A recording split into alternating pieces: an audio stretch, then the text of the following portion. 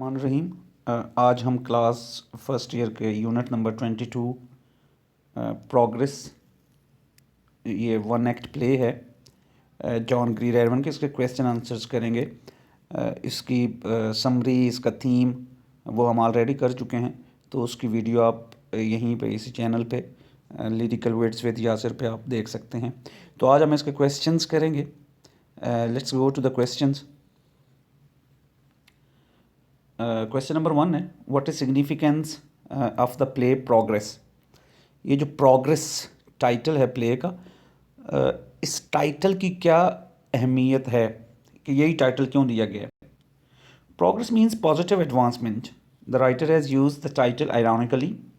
He criticizes the warmongers who aim at destroying the humanity but want to have high regard for their terrible inventions. Mr. Corey, the representative of such people, claims that his invention will make the wars easy to win in matter of hours. This by no means is progress or positive advancement. सो बुनियादी तौर पे जो progress का title का use किया है Saint John Irwin ने, वो उसने आयरॉनिकली तंजिया तौर पे उसने इस्तेमाल किया। प्रोग्रेस का मतलब होता है एक पॉजिटिव एडवांसमेंट, एक मुस्बित तरक्की। और यहाँ पे तो कोई मुस्बित तरक्की की बात ही नहीं है। यहाँ प्रोग्रेस क्या हो रही है कि जो एक साइंटिस्ट है प्रोफेसर कॉरी, उसने एक डेडली बम बनाया, एक ख़तरनाक जानलेवा किस्म का बम बनाया और उसको वो अपनी प्रोग्रेस समझ रहा है। तो बुनियादी तौर पे इसमें कोई इस किस्म की प्रोग्रेस नहीं है। प्रोफेसर कॉरी जो है वो उन लोगों को रिप्रेजेंट कर रहा है कि जो दुनिया में तबाही फैलाना चाहते हैं। उन्हें इस चीज़ से गर्ज नहीं है कि इंसानियत को इससे क्या नुकसान पहुंचता है। क्वेश्चन नंबर 2 है, what is central idea of the play. Central idea play का क्या है। The play is based on anti war theme. ये एंटी वार है। बुनियादी तौर पे ह्यूमैनिटी जो है, ह्यूमनिज़म जो है वो इसका थीम है। इंसानियत, इंसानियत से मुराद ये है कि इंसानियत से मोहब्बत। तो ये एंटी वार थीम है कि जंग के ख़िलाफ़ का एक थीम जो है वो इस प्ले में लिया गया है। द एबोलिशन ऑफ वार, बुनियादी तौर पे जंग को ख़त्म करना, ये इसका थीम है। War doesn't decide who is right, it actually decides who is left. जंग ये फैसला नहीं करती कि कौन ठीक है कौन गलत है, ये इस चीज़ का फैसला करती है कि बाकी कौन बचा। कि जंग में इतनी तबाही होती है कि बाकी बचने वाले लोग, उनसे पता चलता है कि जंग कितनी ख़तरनाक थी, कितनी डेडली थी। People use their loved ones get amputated and obliterated due to armed conflict. लोग लूज़, बुनियादी तौर पे यहाँ पे वर्ड होना चाहिए, लोग अपने प्यारों को खो देते हैं। एम्प्यूटेट, उनके जिस्म के हिस्से कट जाते हैं। ऑब्लिटरेटेड, वो इस सफ़े हस्ती से गायब हो जाते हैं। ड्यू टू आर्म्ड कॉन्फ्लिक्ट, ये जो हथियारों का कॉन्फ्लिक्ट जंग होती है, इसमें कितने लोग मारे जाते हैं। The play focuses on the curses that such war brings and depicts the plight of humanity in the hands of few warmongers। इस प्ले में, ये जो वन एक्ट प्ले है, इस ड्रामे में बुनियादी तौर पे इंसान जो कुछ जंग फैलाने वाले लोगों के हाथों इंसानियत की जो तजलील हो रही है, इंसानियत का जो कत्लेआम हो रहा है, तो बुनियादी तौर पे प्ले जो है ये पूरा उस पर फोकस करता है। क्वेश्चन नंबर 3 है, describe the climax of the play in few lines. हमने प्लॉट के बारे में पहले डिस्कस किया था पिछली वीडियो में। तो इसका क्लाइमैक्स क्या है कि वो जो इशू है, कॉन्फ्लिक्ट है, वो अपनी हाइट पे कब पहुंचता है। The play is basically based on two contradictory point of views, those of destruction and peace. ये दो मुख्तलिफ नज़रियात हैं, उनकी बेस पे ये पूरा प्ले है। और वो क्या नज़रियात हैं, एक डिस्ट्रक्शन है और एक पीस है। ये बिल्कुल मुखालिफ दो नज़रियात हैं, तबाही और अमन। The conflict between the two views reaches its peak when Professor Corey denies of destroying his formula of making a deadly weapon, although Mrs. Meldon keeps pushing him to suppress। Climax इसका जो है, ये जो conflict है, ये अपनी height पे कब पहुंचता है कि जब मिसेस मेल्डन के कहने के, बार बार कहने के बावजूद प्रोफेसर कॉरी जो है वो अपने इस फार्मूले को नहीं छोड़ता। और वो ये कहता है, वो बार बार उसको कहती है कि गिव अप कर दो, सप्रेस, यानी इससे हट जाओ, छोड़ दो, लेकिन वो नहीं छोड़ता। तो ये उसका क्लाइमैक्स है कि वो जो कॉन्फ्लिक्ट है वो इतनी हद तक चला गया है कि प्रोफेसर कॉरी किसी भी कीमत पे पीछे हटने को तैयार नहीं है। She lays great stress on him to give up his invention but he remains unmoved. वो बहुत कोशिश करती है कि वो अपनी इस ईजाद को, जो उसने बम बनाया, उसको छोड़ दे, लेकिन उस पर कोई असर नहीं होता। Here, she is convinced that he is not going to change his mind, and this is the point where play reaches its climax. जब उसको यकीन हो जाता है कि वो किसी भी सूरत अपने किए गए इजाद से या अपने किए गए फैसले से वापस नहीं हट रहा, तो ये उस कॉन्फ्लिक्ट के क्लाइमैक्स है, उसकी पीक है, ये उसकी हाईएस्ट पॉइंट है उस कॉन्फ्लिक्ट का। Question number 4, what is one act play? One act play in itself होता क्या है? Illustrated with example from the play progress, ये हम पहले भी डिस्कस कर चुके, हम दोबारा इसको करते हैं। वन एक्ट प्ले बुनियादी तौर पे क्या होता है? A play consisting of one act, जिसमें सिर्फ एक एक्ट होगा, having a single unified theme without any diversion and surplus details, having one or more than one scenes is called one act play. ये एक एपिसोड का आप यूँ कह सकते हैं कि एक ड्रामा होता है जिसमें सीन एक से ज़्यादा हो सकते हैं, लेकिन उसमें एपिसोड एक ही होगी।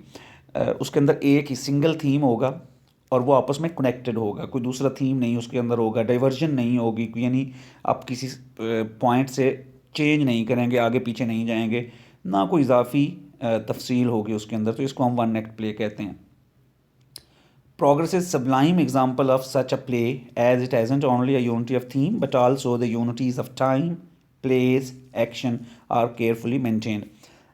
प्रोग्रेस जो है प्ले, ये एक ज़बरदस्त एग्जांपल है वन एक्ट प्ले की, जिसमें ना सिर्फ यूनिटी ऑफ टाइम है बल्कि इसमें यूनिटी ऑफ प्लेस भी है, कि एक ही जगह पे एक ही कमरे में पूरा का पूरा ड्रामा जो है वो लिखा गया है, उसी की बेस पे है। एक्शन भी इसमें एक ही एक्शन, यानी एक ही इशू है जिसको वो रिजॉल्व करना चाह रहे हैं, और ये सारी चीज़ें, यानी इसमें यूनिटी ऑफ थीम है, यूनिटी ऑफ टाइम है और यूनिटी ऑफ एक्शन है, और यही जो है वन एक्ट प्ले की एक डेफिनेशन है। Question number 5, what is plot? Plot क्या होता है? Write down the plot of the play progress. Plot क्या है और प्रोग्रेस का प्लॉट क्या है? Plot is the sequence of events where each affects the next one through the principle of cause and effect. Plot basically sequence of events है कि जो वाक़यात हो रहे हैं वो आपस में किस तरह कनेक्टेड हैं, और काज एंड इफेक्ट कि एक इवेंट जो है वो दूसरे इवेंट को लेके आता है, यानी एक वजह बनता है, फिर उसका जो रिज़ल्ट निकलता है।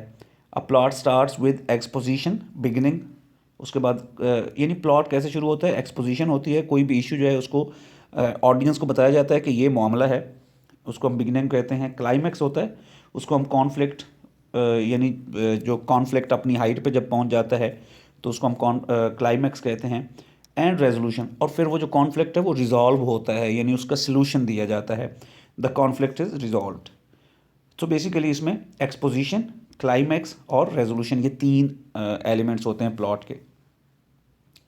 Progress begins with professor Carry success in making a devastating bomb and the conflict begins between him and Mrs Meldon. Plot कब शुरू होता है, यानी एक्सपोजिशन क्या है कि प्रोफेसर कॉरी एक बम बनाता है, और उसके बाद कॉन्फ्लिक्ट आता था। कॉन्फ्लिक्ट कैसे शुरू होता है कि जब वो उन दोनों, मिसेस मेल्डन जो उसकी बहन है और प्रोफेसर कॉरी, उनके दरमियान एक तजाद शुरू हो जाता है। वो चाहती है कि वो इस बम को छोड़ दे और वो चाहता है कि वो इस बम को बेचेगा। This difference of opinion reaches its peak with Corry's final denial of giving up his invention.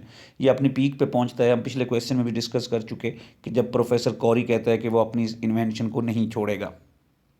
It is resolved when Mrs Meldon kills him, और ये फिर कॉन्फ्लिक्ट रिजॉल्व होता है जब एंड में मिसेस मेल्डन जो है उसका कत्ल कर देती है। Question number 6, write the character sketch of Mrs Meldon. Mrs Meldon का करेक्टर स्केच बताइए। Mrs Meldon is a grief stricken woman who has lost his husband Tom and son Eddie in the war recently. ये एक दुख से यानी एक दुख भरी खातून है जिसे बहुत सारा गम पहुंचा हुआ है, गम से टूटी एक खातून है जिसने अपने शोहर और अपने बेटे को जंग की वजह से खो दिया है। Her mind is always full of memories of his son. उसका जहन हर वक्त अपने बेटे की यादों से भरा हुआ है। She like any mother of the world wants to see peace everywhere. वो दुनिया की किसी भी माँ की तरह हर जगह पे, दुनिया में हर जगह पे अमन चाहती है। She is against the wars even if any one wins. जंग कोई भी जीते वो इसके खिलाफ है कि जंग होनी ही नहीं चाहिए। She is against the killing of people even though they belong to Germany, England's rival in war. वो जर्मनी के लोगों को भी मरता नहीं देखना चाहती, वो बेशक उनके मुल्क के ख़िलाफ़ हैं। She is desperate to stop sufferings of humanity on the hands of some clever people like his brother. वो जो उसके भाई की तरह के जो चालाक लोग हैं उनके हाथों जो इंसानियत की तबाही है वो उसको रोकने के लिए आखिरी कोशिश तक जाती है. And for this she can go to any extent, even can kill her brother. और इसमें वो किसी भी हद तक जा सकती है, हद तक कि अपने सगे भाई को मार भी सकती है. क्वेश्चन नंबर 7 है draw the character sketch of professor Corry as despiser of humanity. यहाँ पे प्रोफेसर कॉरी को बताया गया कि वो इंसानियत से नफरत करता है. डिस्पाइज बुनियादी तौर पे नफरत को कहते हैं कि वो हेटर ऑफ ह्यूमैनिटी है, तो उसका करेक्टर क्या है. Professor Carry is heartless and cruel man for he always thinks of destroying the humanity with his deadly bombs. वो एक जालिम किस्म का आदमी है, हार्टलेस आदमी है, और वो चाहता है कि वो दुनिया को अपने बम से उड़ा दे, ख़त्म कर दे. He keeps on insisting the use of destructive weapon in war. वो बार बार कहता है कि जंग के अंदर ज़्यादा तबाही फैलाने वाले हथियार जो हैं वो इस्तेमाल होने चाहिए. He is least concern about the deaths of so many. उसे इस चीज़ से कोई गर्ज नहीं है कि कितने लोग मरते हैं. His sister is in great remorse of losing both his husband and son. But he is least concerned. उसकी बहन बहुत बड़े दुख में है कि उसका शौहर और उसका बेटा मर गए हैं, कत्ल हो गए हैं, लेकिन उसे कोई परवाह ही कोई नहीं है प्रोफेसर कॉरी को. Instead of showing any sympathy he calls her sentimental. बजाय इसके कि वो उसके साथ को हमदर्दी करे, वो उसको कहता है तुम जज्बाती हो रही हो. He is so proud of his destructive invention that he feels little for the grief and trouble of his sister is passing through. वो अपने इन्वेंशन के बारे में इतना गरूर में है, इतना मगरूर है कि उसे इस चीज़ से परवाह नहीं है कि उसकी बहन पे क्या गुजर रही है. He is full of greed and wants to get fame on the cost of death of hundreds of thousands. वो लाखों हज़ारों लोग मरें, लेकिन उसे पैसे चाहिए और उसे एक शोहरत चाहिए, लालची है वो. क्वेश्चन नंबर 8 है what type of mother is Mrs Meldon. Illustrate through her character the theme of literatures are universal and exist in societies across all cultures. Mrs Meldon किस तरह की माँ है, उसके करेक्टर के ज़रिए बताएं कि जो लिटरेचर के थीम्स होते हैं वो यूनिवर्सल होते हैं, वो किसी एक इलाके के लिए नहीं होते. Mrs Meldon is a peace loving woman whose only concern is to make the world a safe place to live. वो एक पीस लविंग अमन पसंद खातून है और वो इस दुनिया को एक अमन की जगह बनाना चाहती है कि जहाँ पे लोग सुकून से रह सकें. Even though she has lost her son in the war, she doesn't want any other mother to go through such difficulties. उसने अपना बेटा जंग में खो दिया है, लेकिन वो नहीं चाहती कि कोई और माँ जो है वो इस तरह के मसाइब का शिकार हो. She is a universal symbol of mother who is sympathetic to all mankind. माएँ जिस तरह होती हैं तो ये सारी माँओं की तरह है कि जैसे माएँ पूरी दुनिया के इंसानों के साथ मेहरबान होती, तो ये भी उसी तरह की है. Every now and then she asks his brother to quit making bombs. वो बार बार अपने भाई को कहती है कि ये बम बनाना छोड़ दो. Because of her love and sympathy for the humanity, she even turns against her real brother and doesn't hesitate killing him. वो इंसानियत से मोहब्बत में अपने भाई के खिलाफ चली जाती है और फिर उसको कत्ल करने से भी नहीं झिझकती. She symbolizes all the mothers of the world. वो तमाम दुनिया की माँओं की एक अलामत है. Hence, her character is universal like any character of literature. तो उसका करेक्टर जो है लिटरेचर के किसी भी करेक्टर की तरह एक यूनिवर्सल लिटरेचर है कि वो पूरी दुनिया में इस तरह के करेक्टर जो हैं वो पाए जाते हैं. क्वेश्चन नंबर 9 है was Mrs Meldon justified in killing her brother. Give your considered view. क्या उसने अपने जो भाई को कत्ल किया तो क्या उसने ठीक किया, आप क्या सोचते हैं. In my view, she was morally justified in killing her brother, though not legally, as she tried her best to restrict him of making destructive weapons. Morally इखलाकी लिहाज से उसने ठीक किया कि वो अपने भाई को रोकना चाहती थी और वो नहीं रोक रहा था, लेकिन कानूनी तौर पे ये गलत है कि आप कानून को हाथ में नहीं ले सकते. She showed her grief and suffering to her brother to move him, which went to deaf ears. उसने अपना दुख, अपना गम, अपनी तकलीफ़ अपने भाई को बताई कि उस पर को असर हो, लेकिन उसकी बातें जो थीं वो उसके कानों पे जूं तक नहीं रहेंगी. Before killing she even spoiled the formula and the retorts use for making a bomb. वो जो फार्मूला और वो रिटॉर्ट्स जो केमिकल्स वो यूज़ कर रहा था बम बनाने के लिए, उसको कत्ल करने से पहले उसने वो भी सारे गिराए हैं कि मतलब उसको इस हद तक ना जाना पड़े. All our efforts went in vain, and as Professor Corey claimed to have formula in his mind. उसकी तमाम कोशिशें बेकार गईं क्योंकि उसके बाद प्रोफेसर कौरी ने कहा कि फार्मूला तो मेरे जहन में है।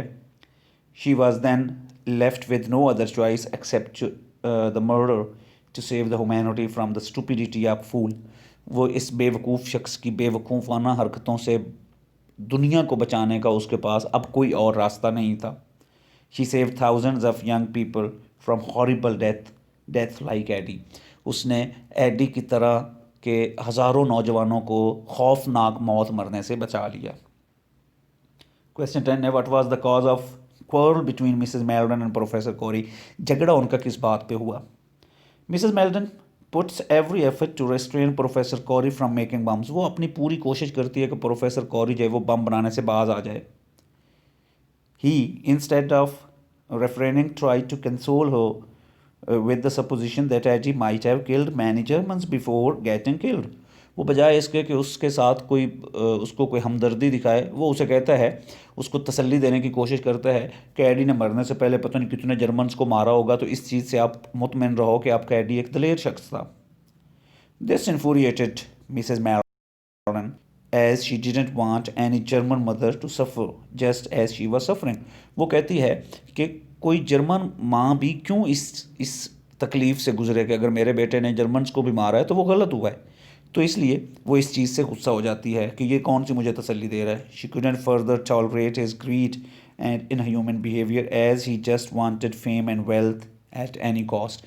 वो इससे आगे उसके रवैये को, जो लालच से भरा हुआ, उसको बर्दाश्त नहीं कर पाती, क्योंकि वो रवैया उसका क्या है कि वो सिर्फ उसे दौलत और शोहरत चाहिए किसी भी कीमत पर। This difference of opinion finally resulted in a quarrel between the to. उनकी ओपिनियन में, पॉइंट ऑफ व्यू में ये जो फ़र्क है, ये आखिरकार एक झगड़े की सूरत में जा निकलता है। क्वेश्चन 11 है, contrast the characters of Mrs. Meldon and Professor Corey, highlighting the dominant traits of their personality. दोनों के करेक्टर में क्या तजाद है, क्या फ़र्क है। Mrs. Meldon is an anti-war, peace-loving and grief-stricken mother. ये जंग के खिलाफ है, अमन पसंद है और दुख से भरी हुई एक खातून है। She loves the humanity and despises those who instigate wars and deaths. उसे इंसानियत से मोहब्बत है और उन लोगों से नफ़रत है जो जंगें फैलाते हैं। She loves humanity and wants to save it on any cost. उसे इंसानियत से मोहब्बत है, वो उसको किसी भी कीमत पर बचाने के लिए तैयार है। On the other hand, Professor Corey is a greedy and inhuman, having a destructive mind. दूसरी तरफ प्रोफेसर कौरी जो है वो इनह्यूमन है, वो गैर इंसानी रवैये हैं उसके, तबाही वाला उसका जहन है। His only concern is to get famous and amass a large amount of wealth. वो सिर्फ उसे दौलत चाहिए और शोहरत चाहिए। He is emotionless and remains busy in his vicious work all the time. वो इमोशनलेस है, उसको कोई जज्बात नहीं है और हर वक्त अपने काम में बिजी रहता है। तो ये दोनों के करेक्टर में ये डिफरेंस है। क्वेश्चन 12 है, what is conflict in play and how is it resolved. Play के अंदर कॉन्फ्लिक्ट क्या है, तजाद क्या है, और ये फिर कैसे रिजॉल्व होता है। ये हम पहले भी कर चुके हैं कॉन्फ्लिक्ट को, यहाँ पे हम दोबारा कर सकते हैं। The conflict is that of war and peace. Conflict जंग और अमन का है। The two characters have different bent of mind. दोनों का जहन डिफरेंट है, मुख्तलिफ है। There actually two opposite poles. वो बिल्कुल दो मुख्तलिफ पोल्स की तरह है कि नॉर्थ एंड साउथ पोल बिल्कुल एक दूसरे से मुख्तलिफ हैं, मुखालिफ हैं। Mrs Meldon wants to save humanity from the vicious minds. वो जो गंदे जहन हैं, जो बुरे ख़तरनाक जहन हैं, उनसे ह्यूमैनिटी को बचाना चाहती है, इंसानियत को। Whereas Professor Corey is representative of materialistic world where humanity has little value. जबकि प्रोफेसर कौरी जो है वो सिंबल है, अलामत है इस मादी दुनिया की कि जहाँ पे इंसानियत की कोई कदर नहीं है। The conflict is resolve by killing of professor Corry by the hands of Mrs Meldon his sister. और कॉन्फ्लिक्ट रिजॉल्व होता है कि जब प्रोफेसर कौरी को उसकी बहन कत्ल कर देती है। क्वेश्चन 3 है, suggest another ending of the play. क्या प्ले की कोई और एंडिंग भी हो सकती है, ये यही ठीक है। The play could have ended in a better way without murdering someone, where Professor Corey quits all his plans of making a deadly bomb to show real sympathy to his sister. Play और तरीके से भी ख़त्म हो सकता था कि उसमें ये होता कि प्रोफेसर कौरी जो था वो अपनी बहन के बार बार कहने पे कन्विंस हो जाता और बम बनाना छोड़ देता। He could have relinquished all his wild schemes to become a noble, peace-loving and constructive scientist. वो अपनी तमाम जो उसके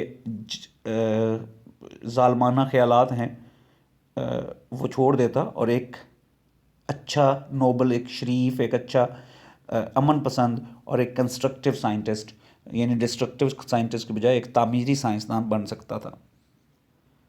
the progress means the destroying of the means of destruction. Elaborate this statement in light of the play. Progress का मतलब है कि जो तबाही फैलाने वाले ज़राए हैं उनको तबाह कर दिया जाए, जैसा कि इस प्ले में भी हुआ। तो इस लाइन को कैसे आप एलेबोरेट करेंगे? The destroying of means of destruction means that peace in itself is something which needs a bit of violence to get established.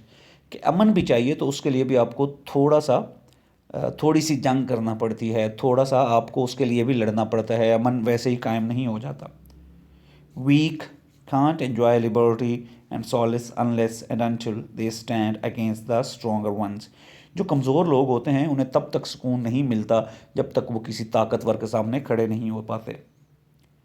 To make this world a peaceful one, we need to demolish the means of destruction, including both physical, like bombs and missiles, and ideological, like extremism and fanaticism. इस दुनिया को अमन की जगह बनाने के लिए हमें लड़ना होगा जो फिज़िकल जो बुराइयां हैं उनके ख़िलाफ़, जैसे कि बम्स और मिसाइल्स हैं, और जो नज़रियाती बुराइयां हैं जैसे कि शिद्दत पसंदी और टेररिज्म है, इनके ख़िलाफ़ हमें खड़ा होना होगा। Presence of these means is always a threat to tranquility. Tranquility अमन को कहते हैं, सुकून को कहते हैं। तो अगर ये means of destruction कायम रहेंगे, मिसाइल्स रहेंगे दुनिया में, बम्स रहेंगे, शिद्दत पसंद नज़रियात रहेंगे, तो फिर दुनिया में अमन का क्या मुमकिन नहीं है। तो अमन कायम करने के लिए हमें इन चीज़ों को तबाह करना है, ये जो मीन्स ऑफ डिस्ट्रक्शन है उनको डिस्ट्रॉय करना है। नेक्स्ट क्वेश्चन है, how was Eddie killed? Eddie की डेथ कैसे हुई? Eddie was fighting for his country during the world war one. He along with his 4 other colleagues sit in trench for 8 days and nights until a shell was dropped on them and all of them were blown away. According to Mrs. Meldon, the shell was so powerful there was nothing left to bury. ये और उसका दोस्त जो थे वो जंग लड़ रहे थे और एक खंदक जो थी, ट्रेंच, उसके अंदर एक बैठे रहे कोई 7-8 दिन के लिए, और फिर एक शेल, एक बम जो था वो आके उनके ऊपर गिरा, और वो बम इतना ताकतवर था कि वो उनके चीथड़े उड़ गए और दफनाने के लिए कोई चीज़ ना बची। क्वेश्चन 16 है, describe the physical and mental condition of Mrs Meldon after the death of her son. बेटे की वफ़ात के बाद मिसेस मेल्डन की जहनी और जिस्मानी सूरत हाल कैसी है उसके बारे में बताएं। Mrs Meldon is aged about 43 years उसकी एज है। She is dressed in black clothes, उसने ब्लैक क्लोथ्स पहने हुए हैं। Partly because she is a widow and mainly because it was the death anniversary of her son. कुछ तो इसलिए क्योंकि वो बेवा है, तो बेवाएँ जो स्याह कपड़े हैं वो पहनती हैं, तो इस वजह से। और दूसरी बात यह है कि उसके बेटे की डेथ एनिवर्सरी है, तो इसलिए उसने ब्लैक ड्रेस पहना हुआ है गम की वजह से। She is a sensitive lady suffering deeply from her memories. वो अपनी यादों की वजह से मुश्किलात में पड़ी हुई है, परेशानी का शिकार है। She is not fretful complaining woman who has suffered bereavement and speaks of her loss. वो कोई हर वक्त शिकायत करने वाली औरत नहीं है, एक हौसले वाली औरत है कि जिसको बहुत ज़्यादा नुकसान पहुंचाया गया है, लेकिन वो उसने अपना हौसला नहीं खोया। She does so with grace and beautiful dignity. वो जो अपनी शिकायत है वो डिग्निटी के साथ, यानी खूबसूरती के साथ, और अपने क्या आप उसको कह सकते हैं कि एक अजीम माँ के तौर पर इन चीज़ों को बयान करती है। वो रोती धोती नहीं है इस पर।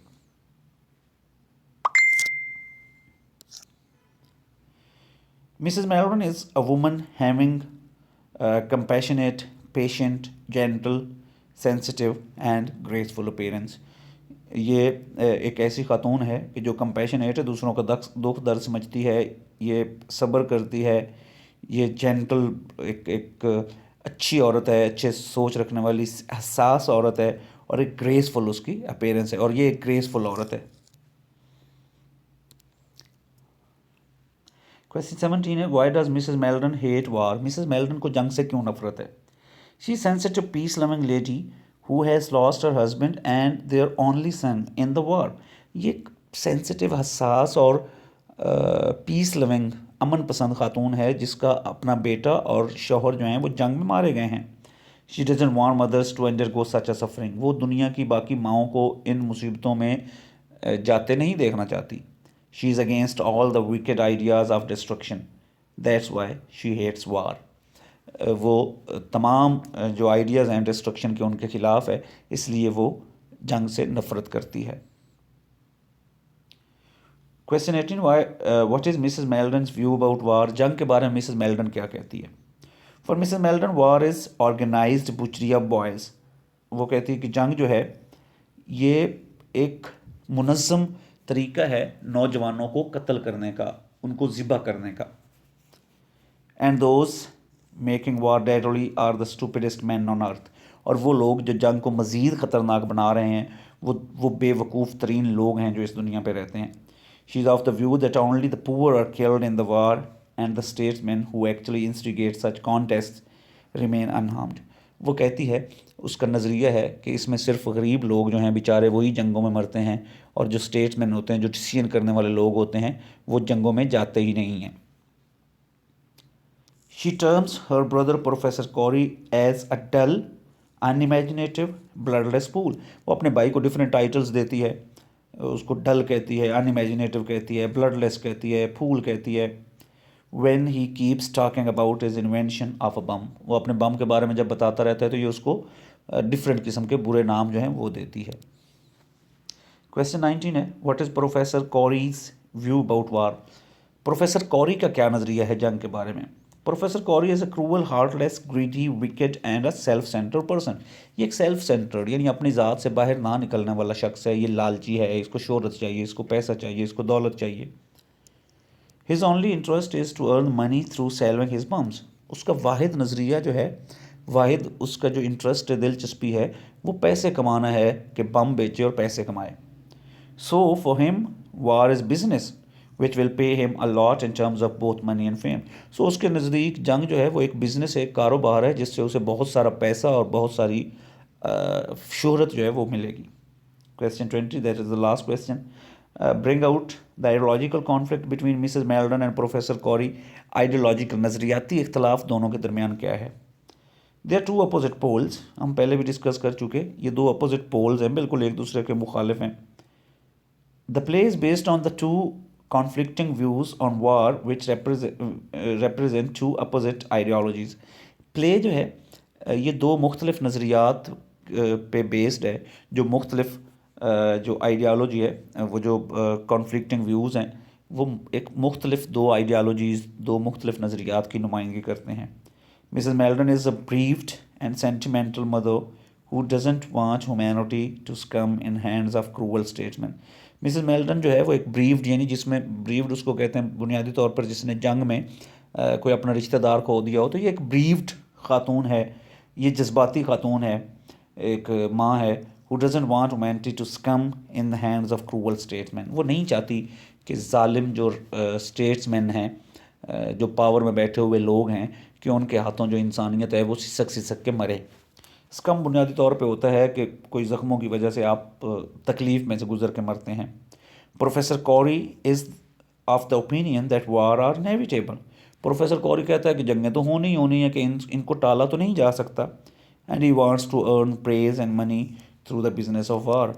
प्रोफेसर कॉरी का नज़रिया है कि जंग चूँकि होनी ही होनी है, जंगें ख़त्म नहीं होनी, तो इसलिए क्यों ना इसको एक बिज़नेस समझ के इसके अंदर से पैसे जो हैं वो कमाए जाएँ। So these were all our questions of this chapter. Hope it would be helpful for you. Thank you very much.